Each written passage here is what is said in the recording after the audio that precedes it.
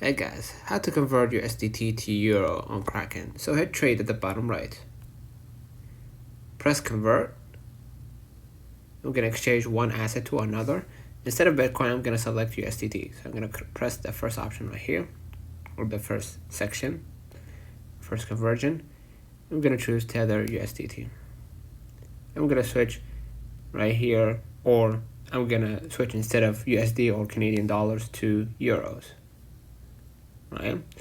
So make sure to select euros, or in my case, stay on euros, and select percentage-wise, or if you have a number in mind to convert, just go ahead and add the number.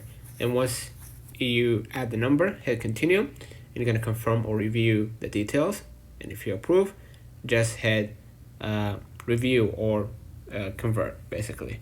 Let me know in the comments if this video helped you. Don't forget to like and subscribe. See you in the